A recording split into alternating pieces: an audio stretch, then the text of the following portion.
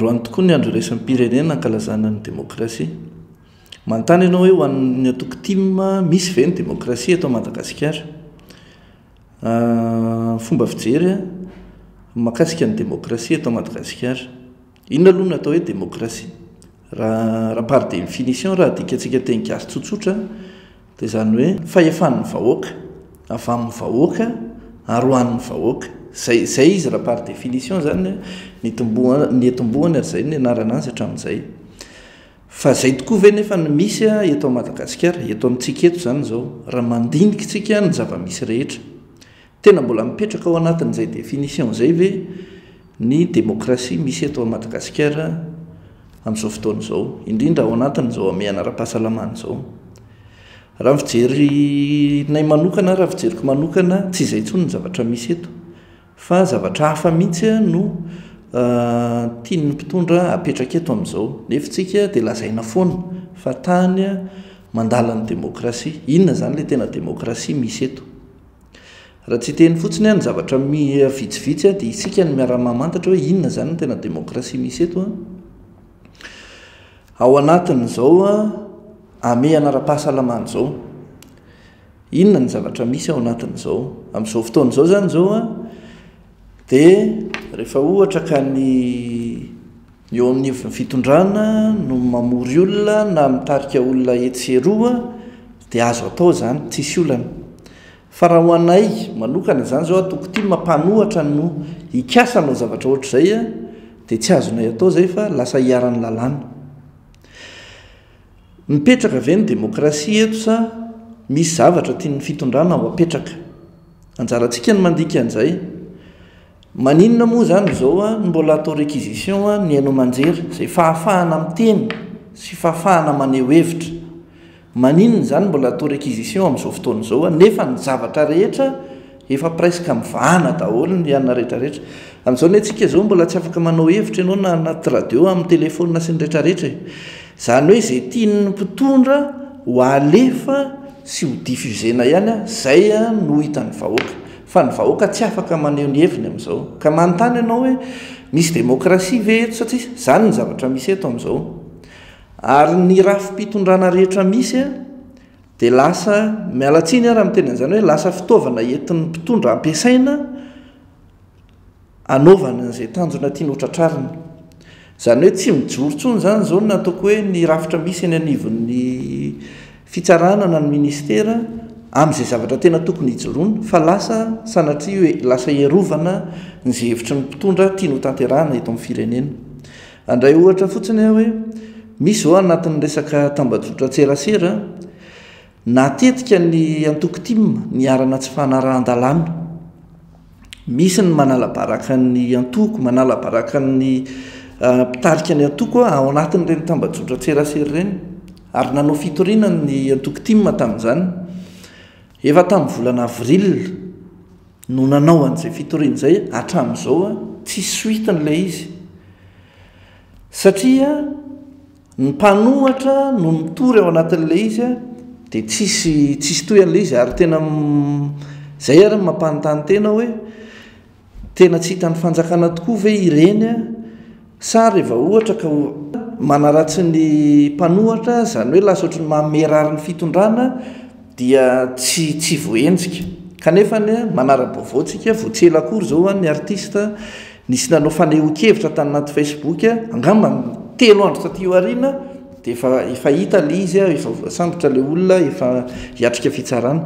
Zavatra ohatr'izay zany tena lasa hita be zany hoe misy fitanilana be ny zavatra misy eto amintsika. Ary zay ny teneniko teo hoe mampalahelo fa ny rafitra fitondrana rehetra, ny rafim-pitantanana rehetrarehetra kehitriny lasa ampiasain'ny fitondrana anatanterahana n'izay zavatra tiany ho tanterahana. Ka zay zany mila mandiny tena tsika rehetrarehetra, mila mandiny tena na izaho na ianao, ny vahoaka na ny mpitondra hoe aiza ho aiza marina ny demokrasia eto amintsika. Demokrasia dradradradraina isan'andro io hoe tsika mandala ny demokrasia amin'ny fotoana ahoana no ilazanao fa tena tany mandala ny demokrasia tsika. Hitentsika voatselatsela no nitsangana ny ataontsika hoe collectif des parlementaires. Maninona ireny no nitsangana satria mahatsapa tsy fanarahan-dalàna. voalaza fa demokrasia zany hoe tokony hevitry ny maro anisany laniny kanefa ny misy hevitry ny maro anisa lany a tao anatin'ireny fananganana ny CMP reny na commission mixte paritaire dia tsy nitaterahana le izy fa zavatra fa nieritreretin'ny olom-boafidy manaraka amin'ny fitondrana dia lasa zay ny narahana rehefa amin'ny fotoana manahoana zany no manjaka izay demokrasia zay eto amintsika moa amin'ny fotoana manahoana no na misy laniny maro anisa ary dia tsekena fa zao no a no tiany mpitondra atao a dia lasa taritana ao anatin'izay le firenena. Ny demokrasia tsy natao an'ny Madagasikara rehetra ary tsy natao an'ny tokotimma rehetra ny firenena rehetra samy mampiasa ny demokrasia izay mandala ny demokrasia zany. Any ivelany any na olona ray ianao na roa na telo andray ohatra tsika na ataontsika hoe any Paris na makena Maison Blanche ny olona na milanja pancarte fotsiny ary izy eny tsy samisambotra zany satria manana zo ny olona aneo ny heviny manana zo ny olona ilaza ny ao an-tsainy sy ny ao am-pony ary manana zo ny olona hiteny ny heviny mahakasika ny fitondrana anankiray na mifanapaka-hevitra ray.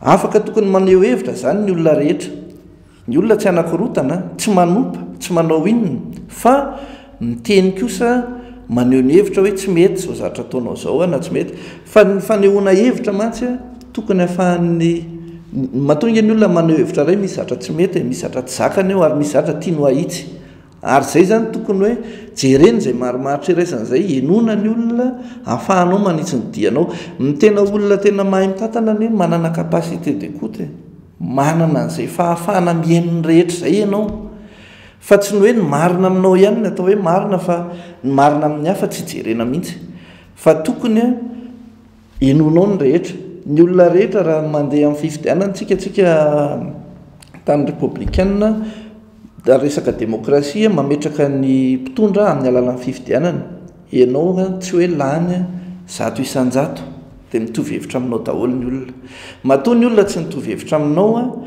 dia misy olona manana firehakevitra hafa zany zay eritreretina ho tsaratsara kokoa dia ianao mila mahay mihaino an'izay ianao mila mahay mifandresy lahatra ao anatin'izay ianao satria ianao efa lasa mpitondra ho an'ny vahoaka rehetrarehetra fa tsy ho an'ny atokonao rery na ho anao manokana na ho an'izay mifidy anao fotsiny dia tokony ianao zany manana kapasité mihaino ny rehetra dia mahay mandravona an'izay hevitra rehetra zay inona moa ny tanjona ane dia ny ahafahana mahazo fampandrosoana ny ahafahana miala ao anaty fahantrano fa raha ohatra ka ny hevitr'olona ray foana no arahanao tsy manana recul mihitsy ianao hoe mety ve zany ataoko zany sao dia mba tokony zao tokoa raha no izy na tokony zao dia tsy ho tafavoakety mihitsy sika fa zay ny demokrasia zany tena tokony ahafahana mampivoatra be satria afaka maneho hevitra ny olona rehetra fa ny fahaizanao mandamina sy mandravona an'izay ny zava-dehibe fa tsy hoe kory hoe zay tsy mitovy hevitra aminao